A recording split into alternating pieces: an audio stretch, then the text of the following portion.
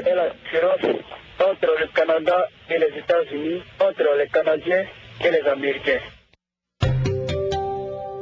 À la veille des élections américaines, cette question est tout à fait pertinente. Rappelons d'abord que le Canada et les États-Unis occupent à eux deux la majeure partie du territoire de l'Amérique du Nord. Population, Canada, 32 millions et les Américains sont 293 millions. Les Canadiens, surtout les Canadiens de langue anglaise, ont souvent de la difficulté à se distinguer des Américains. Et quant aux Américains, eux, eh bien, ils se posent à peu près jamais cette question. En 2002, un sondage révélait que 58% des Canadiens estimaient que leur valeur se rapprochait de plus en plus de celle des Américains. Les États-Unis et le Canada naissent dans des contextes qui favorisent l'émergence de valeurs différentes. C'est grâce à une révolution que les États-Unis voient le jour.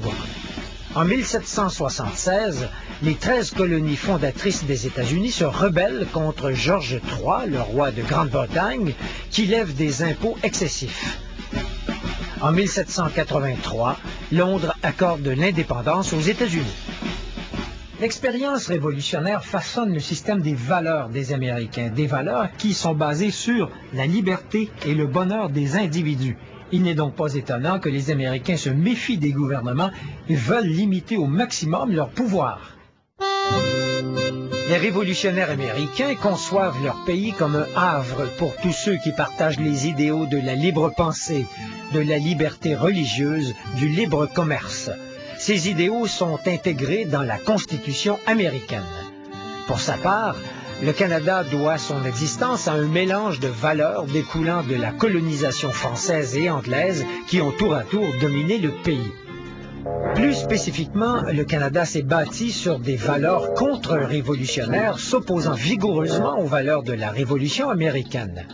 La nature contre-révolutionnaire du Canada s'explique par le fait que son projet fondateur ait été proposé par des descendants des loyalistes, des fidèles à la couronne britannique qui ont fui la Révolution américaine. À ceux-ci se sont joints des élites canadiennes-françaises alliées des Britanniques. Le pays enfanté par les pères de la Confédération canadienne repose sur les idéaux de la paix, de l'ordre et du bon gouvernement. Ce projet a favorisé l'apparition d'un peuple respectueux des autorités et, à l'opposé des Américains, partisan d'un État qui intervient dans le bien-être des individus et des collectivités. Eh bien, chose surprenante, ce sont maintenant les Américains qui sont traditionnels, alors que les Canadiens adoptent de plus en plus souvent des attitudes progressistes et modernes.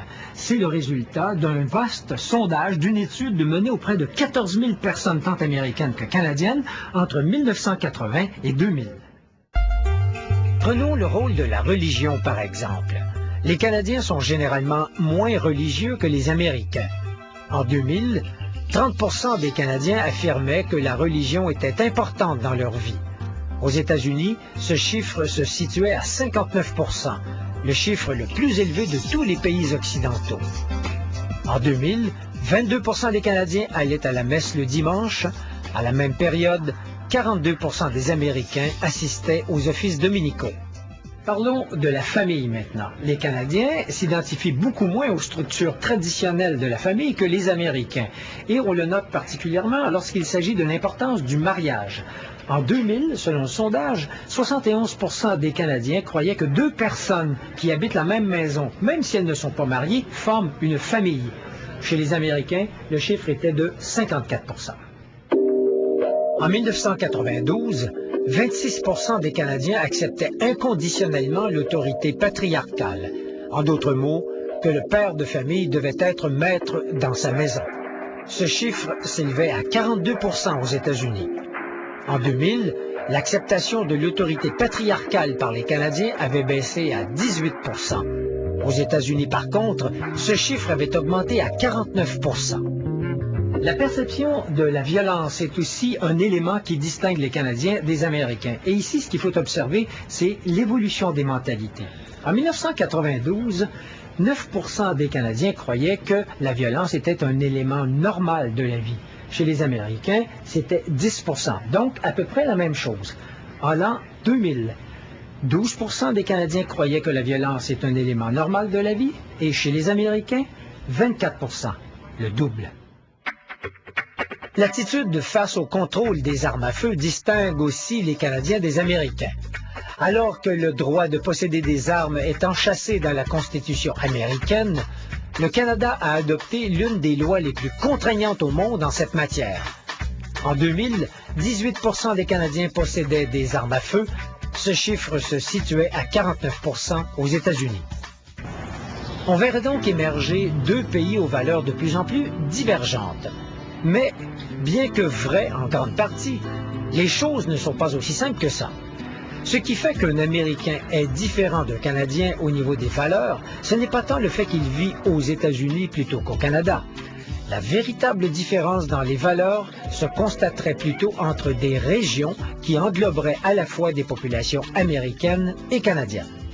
Comparons donc des régions. Évidemment, on va généraliser un peu, mais on peut affirmer, par exemple, qu'il existe des similitudes dans la manière, dans la façon de penser entre les habitants du Québec au Canada et ceux de certains États du nord-est des États-Unis, comme l'État de New York ou du Massachusetts. Un Ontarien se reconnaîtra dans les valeurs exprimées par ses voisins des États du Michigan et de l'Illinois. Cette dynamique est aussi vraie en ce qui concerne un Albertain et un Texan, ou encore un habitant du littoral de la Colombie-Britannique et ceux du littoral des États de la côte ouest américaine.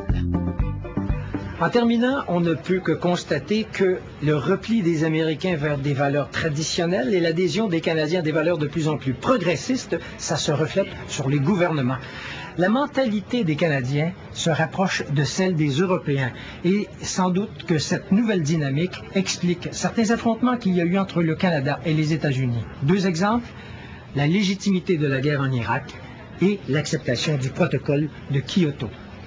Au fond, comme le disait un certain sage, ce n'est pas parce qu'on partage le même lit qu'on va faire les mêmes rêves.